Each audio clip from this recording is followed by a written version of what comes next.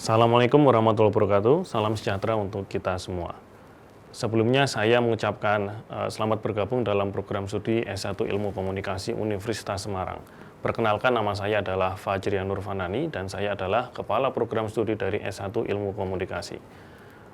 Di sini pada hari ini saya akan mencoba untuk memberikan gambaran mengenai program studi S1 Ilmu Komunikasi dan kira-kira apa saja yang nanti akan kalian dapatkan saat kalian berkuliah di program studi S1 Ilmu Komunikasi.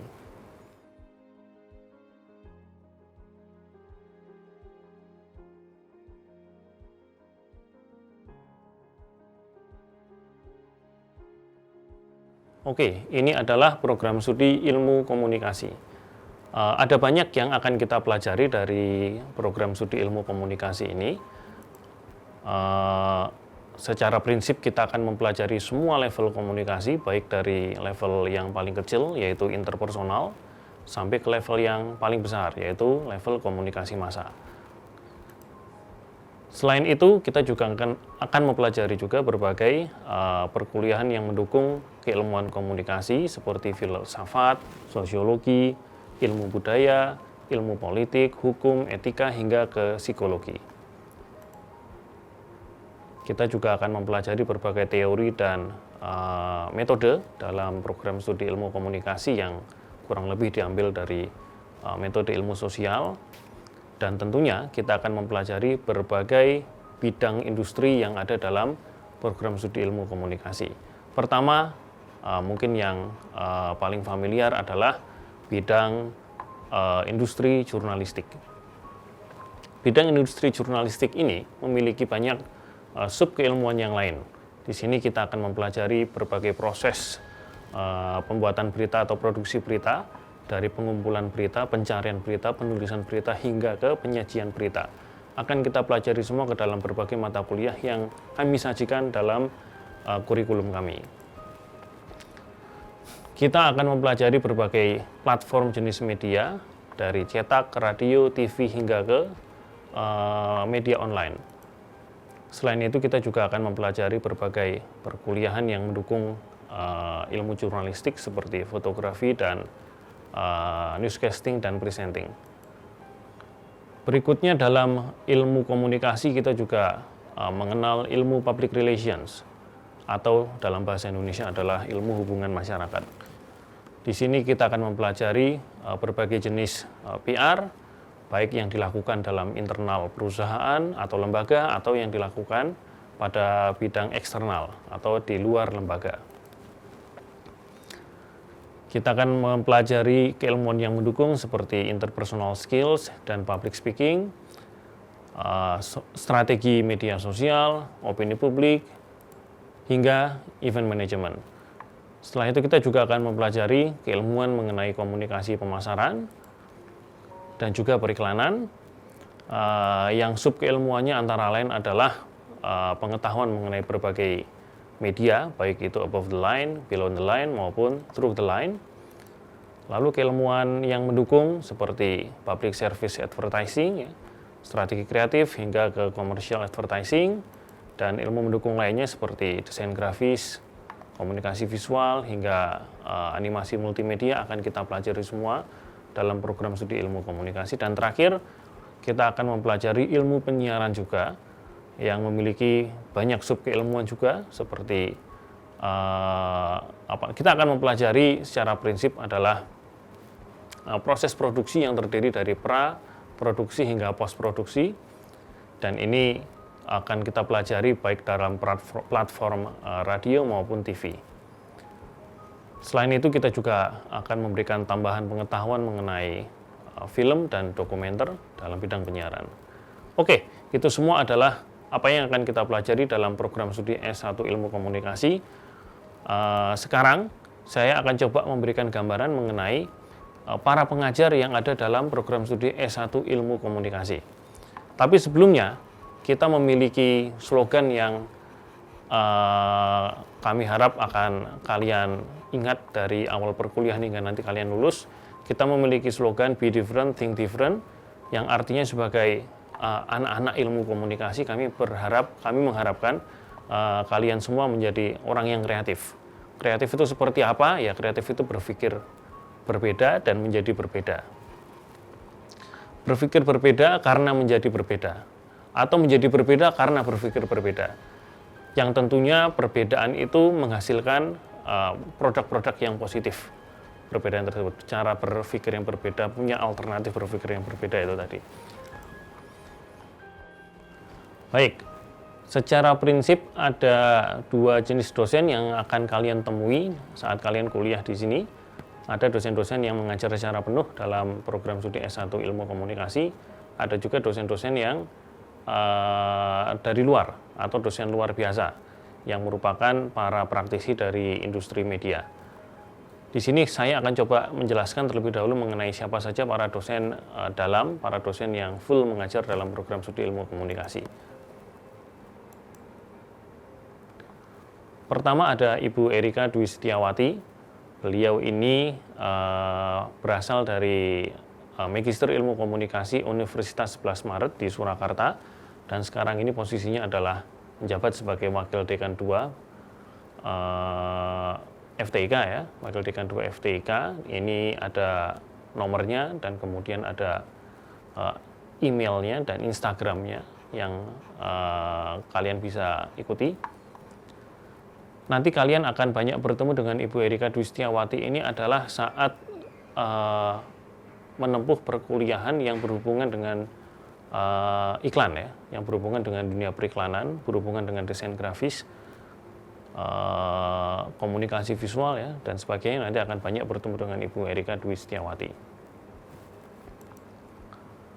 Berikutnya saya sendiri, yaitu Fajrian Nur Fanani. Saya adalah sekarang ini kebetulan menjabat sebagai ketua jurusan sekaligus kepala program studi dari program studi S1 Ilmu Komunikasi. Saya berasal dari Magister Ilmu Komunikasi Universitas Diponegoro di Semarang. Ini nomor saya, ini email saya. Dan saya akan banyak bertemu di perkuliahan yang berhubungan dengan berhubungan dengan ilmu-ilmu sosial ya, seperti sosiologi komunikasi, filsafat ya. Mungkin kalau di semester 1 kadang juga saya mengajar pengantar sosiologi ya, dan sebagainya.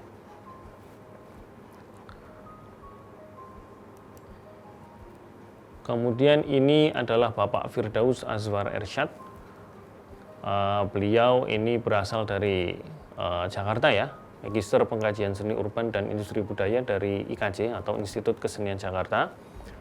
Beliau sekarang ini menjabat sebagai sekretaris jurusan. Ini nomornya dan emailnya yang bisa dihubungi. Dan nanti Bapak Firdaus ini sesuai dengan ilmunya akan banyak mengajar dalam bidang-bidang seni ya, dalam bidang-bidang seperti komunikasi visual, desain grafis, komputer grafis, teknik animasi ya. Termasuk beliau ini juga mengajar dalam bidang produksi televisi dan film. Nanti akan banyak bertemu dengan Bapak Firdaus Azwar Ersyad. Berikutnya ada Bapak Edi Nurwahyu Julianto. Beliau ini dari Magister Ilmu Komunikasi Universitas Diponegoro, Semarang.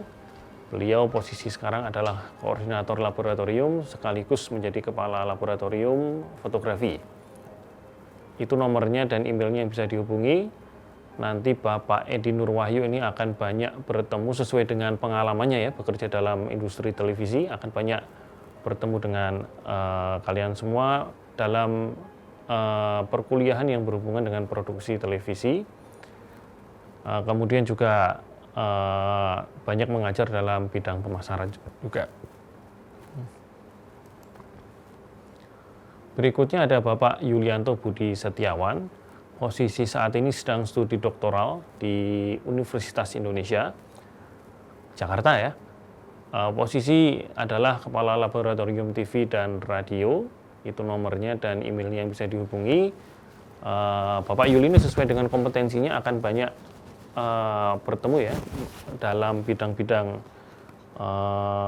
ilmu sosial, terutama adalah dalam bidang gender ya, komunikasi gender, kemudian juga dalam bidang opini publik ya, lalu komunikasi pembangunan, dan kemudian ada juga di perkembangan teknologi komunikasi. Berikutnya Ibu Gita Aprinta, Ester Betseba, sama seperti Bapak Yulianto Budi Setiawan, masih studi doktoral juga di Universitas Indonesia Jakarta. Itu ada nomor dan emailnya yang bisa dihubungi. Sekarang ini posisi adalah Kepala Laboratorium dari Komunikasi Visual. Ibu Gita ini akan banyak bertemu dengan kalian semua dalam mata kuliah yang berhubungan dengan Public Relations. Dari berbagai sub keilmuannya nanti akan banyak diajar oleh Ibu Gita.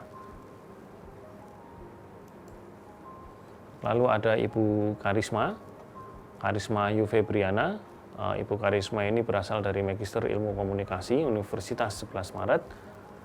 Itu ada nomor dan emailnya yang bisa dihubungi, dan sekarang ini menjabat sebagai Kepala Laboratorium Editing dan Animasi. Ibu Karisma ini akan banyak bertemu dengan kalian semua dalam ilmu yang berhubungan dengan jurnalistik ya, dari dasar jurnalistik, teknik mencari menulis berita sampai ke jurnalistik cetak. Nanti akan banyak bertemu dengan Ibu Karisma Ayu Febriana. Lalu ada Bapak Ami Saptiono, beliau dari Magister Ilmu Komunikasi Universitas Diponegoro. Itu ada nomor dan emailnya yang bisa dihubungi. Bapak Ami Saptiono ini akan banyak bertemu mengajar kalian dalam ilmu-ilmu yang berhubungan dengan desain grafis, kemudian dalam ilmu-ilmu dasar nanti akan banyak bertemu dengan beliau juga ya, di pengantar komunikasi, di pengantar sosiologi, hingga ke metode penelitian nanti akan juga bertemu dengan Bapak Ami Saptiono. Oke, itu tadi adalah penjelasan dari berbagai dosen full lecture yang mengajar di program studi ilmu komunikasi. Tapi selain itu kita juga ada berbagai dosen luar dari industri yang kita ajak juga untuk mengajar di program studi S1 ilmu komunikasi. Tercatat kita ada pengajar itu dari berbagai media yang ada di sekitar Semarang. Ada El Sinta, ada RRI, ada TVRI, ada Gajah Mada FM, ada Kompas TV Jawa Tengah, Semarang TV, hingga Suara Merdeka. Itu kita ajak mengajar untuk membagikan ilmu praktisnya ya ke teman-teman mahasiswa di sini selaku mahasiswa yang akan menghadapi masa depan ilmu komunikasi dalam skala industri.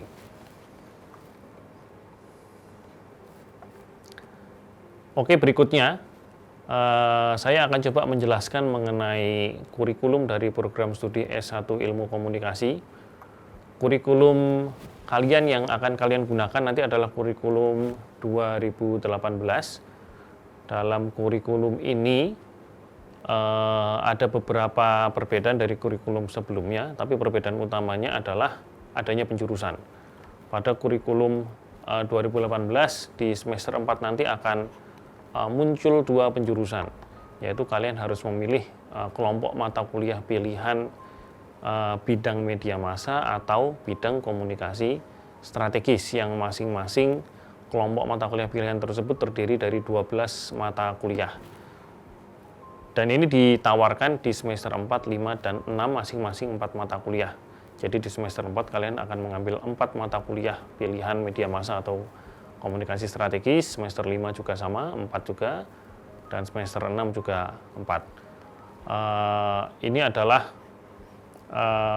mata kuliah pilihan yang harus kalian ambil sesuai dengan kelompoknya. Artinya kalau kalian mengambil media massa, ya pilihannya semuanya nanti harus kelompok mata kuliah pilihan media massa. Tidak bisa diambil secara campur-campur, gado-gado, kurang lebih seperti itu. Nah, untuk list daftar mata kuliah kurikulum 2018 sendiri secara lengkap dapat kalian beli di fotokopi Citycom. Di sana kami sudah menyajikan secara lengkap daftarnya tersebut, semua mata kuliahnya dari semester 1 sampai semester 8, dan mata kuliah pilihannya itu apa saja. Biasa kami menyebut ini sebagai raport ilkom, di mana kalian semua bisa mengisi nilai-nilai yang sudah keluar dalam rapor tersebut, sehingga nanti terlihat mata kuliah apa yang belum diambil saat kalian sudah masuk ke semester-semester akhir, dan ini akan sangat berguna untuk menghindari kalian terlewat mengambil beberapa mata kuliah di semester-semester sebelumnya.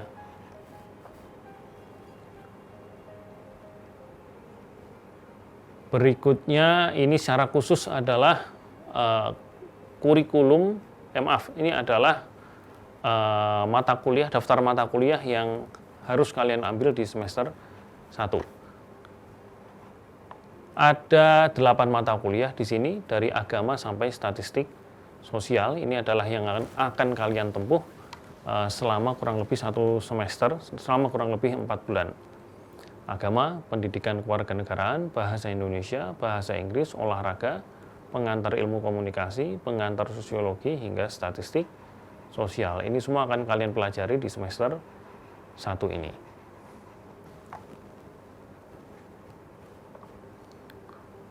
Lama studi di program studi ilmu komunikasi ini untuk sarjana ditempuh selama minimal 3,5 tahun. Dengan desain kurikulum kami adalah untuk 4 tahun atau 8 semester, namun dimungkinkan untuk bisa lulus di 3,5 tahun atau 7 semester. Cepat atau lambatnya menempuh perkuliahan di program studi S1 Ilmu Komunikasi ini tergantung dari prestasi kalian di tiap semester. Apabila kalian selalu IP di atas 3, walaupun di semester 1 dan 2 itu tetap harus 20 ya mengambilnya, tapi setelah itu apabila bisa di atas 3 terus, maka akan bisa lulus lebih cepat karena selalu mengambil 24 SKS. Kalau di bawah 3 hingga 2 nanti harus mengambil itu maksimal hanya 21 SKS. Di bawah 2 itu itu maksimal mengambil 18 SKS. Jadi bagaimana caranya lulus cepat ya, kalian harus selalu berprestasi ya, nilainya bagus terus untuk setiap semesternya.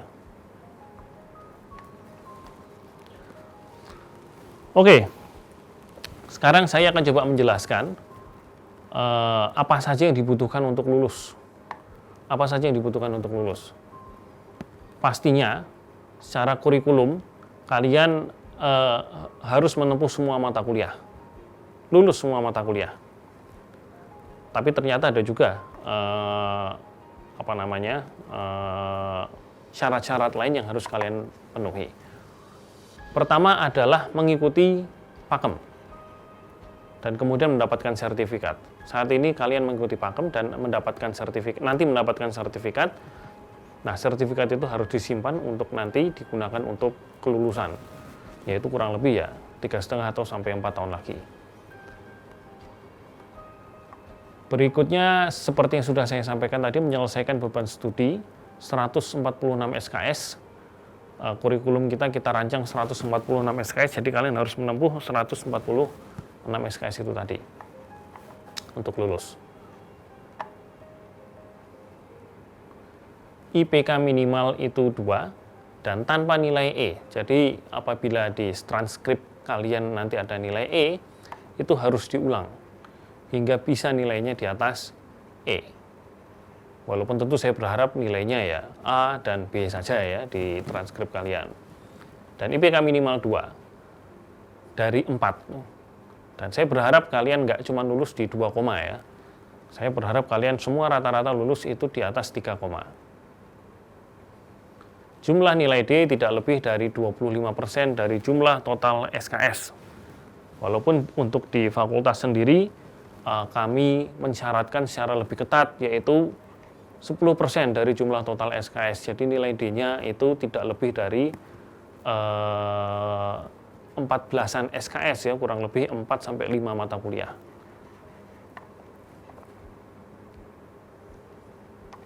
Nilai TOEFL minimal 400 dan TOEFL yang diperbolehkan adalah yang diselenggarakan oleh Universitas Semarang, diselenggarakan oleh badan pengelola sendiri dari Universitas Semarang. Mengisi SKPI atau surat keterangan pendamping ijazah ini di luar kurikulum, kegiatan-kegiatan kalian yang kiranya berguna untuk masa depan kalian dan menunjang keilmuan kalian, itu dapat diajukan untuk diisi dalam surat keterangan pendamping ijazah. Ini bisa berupa kalian mengikuti perlombaan, menang. Ini bisa berupa keaktifan dalam organisasi. Ini bisa berupa mengikuti berbagai pelatihan, kursus, workshop. Bisa juga berupa kegiatan-kegiatan lain yang memang mendukung keilmuan kalian, ya, yang memang mendukung keilmuan kalian. Kumpulan MPK, MPK ini adalah mata kuliah seperti agama, bahasa Indonesia, Pancasila, dan kewarganegaraan. Ini minimal C, tidak boleh D. Nilai yang lain itu boleh D, tapi nilai agama, bahasa Indonesia, Pancasila, dan kewarganegaraan ini harus C. Tidak boleh di bawah ini. Menulis artikel ilmiah yang kemudian diupload dalam jurnal, ini juga jadi syarat sekarang. Dan tentu lulus ujian, skripsi, dan terakhir mengambil sertifikat Puskom atau sertifikat keahlian komputer yang diselenggarakan oleh Universitas Semarang. Oke, ini semua adalah syarat untuk bisa lulus dari program studi S1 Ilmu Komunikasi.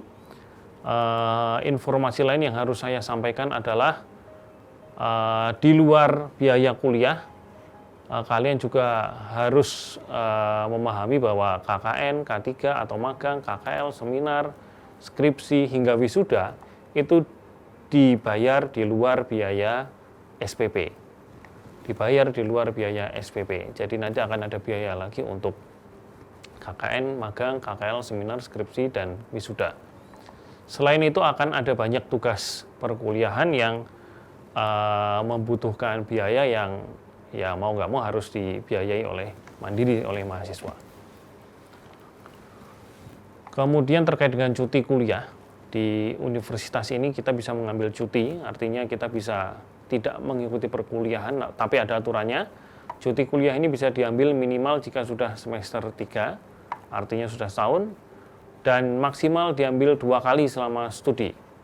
Apa keuntungan dari cuti kuliah? Pertama, jika cuti, itu hanya membayar 35% dari jumlah SPP. Kedua, saat kalian mengambil cuti kuliah, kalian dianggap tidak mangkir.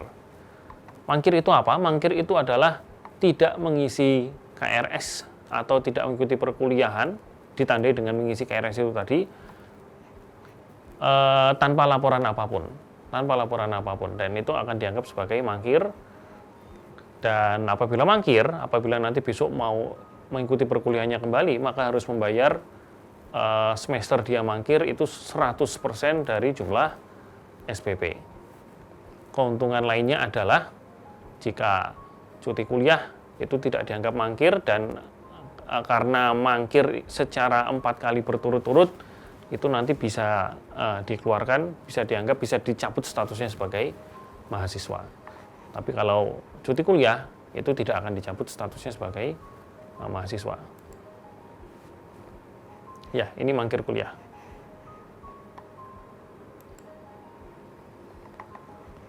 Kemudian ada istilah KKL, itu adalah kunjungan kerja perusahaan. Kita studi tour ya ke berbagai industri komunikasi. Sebagian besar kita akan ke Jakarta dan Bandung ya untuk mengunjungi berbagai media di tempat tersebut dan lembaga-lembaga lain yang terkait dengan komunikasi.